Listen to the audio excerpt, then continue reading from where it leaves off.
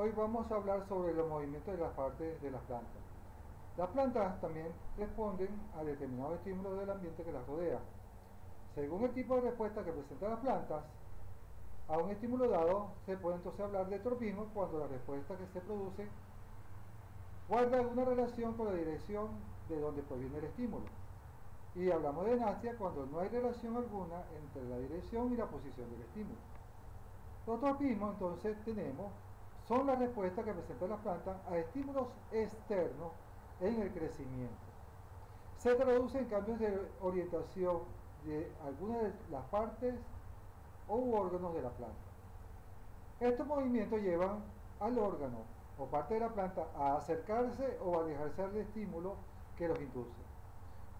Y es así que tenemos dos tipos de tropismo: tropismo positivo y tropismo negativo. Hablamos de tropismo positivo cuando el órgano o parte de la planta se orienta y crece hacia el sitio donde se encuentra el estímulo. Y tropismo negativo es todo lo contrario, significa que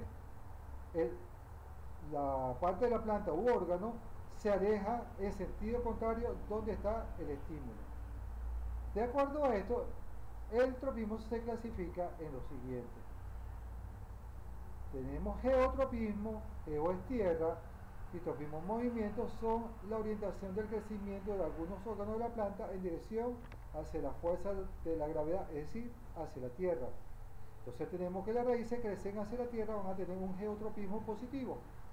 En cambio, el tallo crece hacia arriba, va a tener un geotropismo negativo.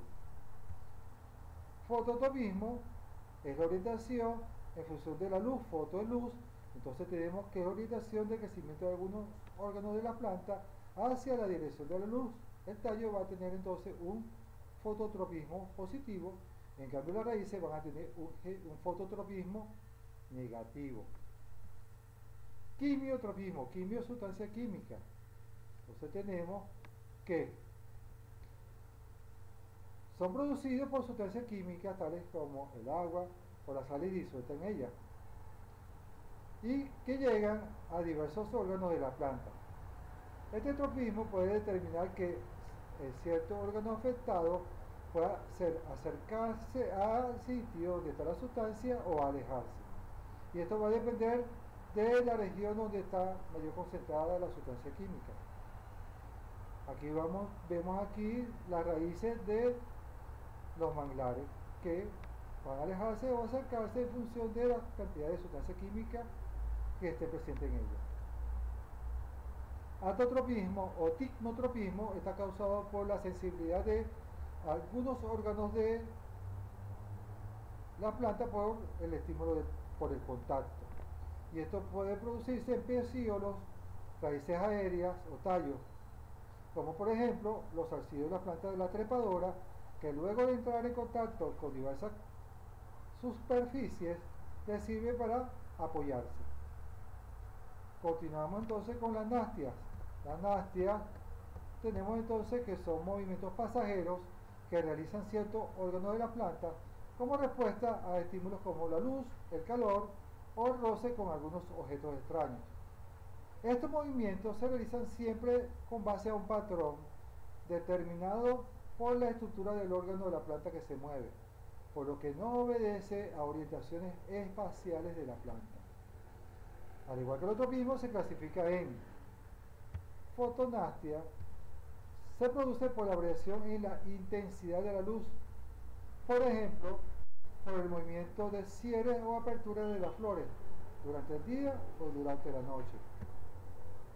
Termonastia, muchas flores como el frailejón que están en nuestros páramos responden a temperaturas cercanas a 0 grados centígrados, en las cuales ellas se cierran.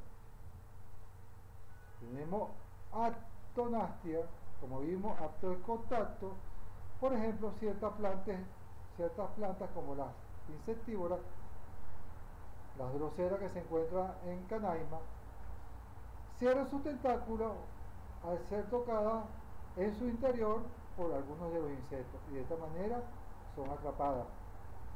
Quimionastia, por movimientos causados por estímulos químicos provenientes de sustancias que vienen de algunos animales. sismonastia se produce por acción mecánica tales como roce, golpe o sacudidas, y se traduce por un movimiento causado por la vibración en la turgencia de la parte afectada de la planta. Este movimiento se encuentra, por ejemplo, en la dormidera, que es una planta que se encuentra en nuestros parques aledaños en nuestra ciudad capital, y esta se llama mimosa púdica, que ante el roce responde por el plegamiento de los folíolos de las hojas, las cuales se doblan acercándose lateralmente hasta que por último el pecíolo se dobla hacia abajo. Y continuamos, y con esto culminamos, por el mecanismo de defensa de las plantas. Algunas plantas producen sustancias tóxicas que son utilizadas como defensa para otras plantas o animales. Entonces tenemos así que las herbáceas producen alcaloides para evitar así ser comidas. Muchos arbustos y árboles producen sustancias como ligninas o taninos que actúan como repelentes para alejar los animales y así ser evitado que se las coman.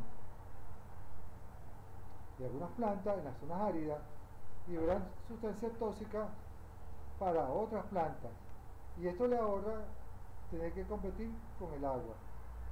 Y por último, el pino y el sorgo liberan sustancias con las cuales impregnan el suelo y su alrededor, evitando que el crecimiento de otras plantas y así tener competencia. Y con esto terminamos el tema del día de hoy. Muchas gracias por su atención.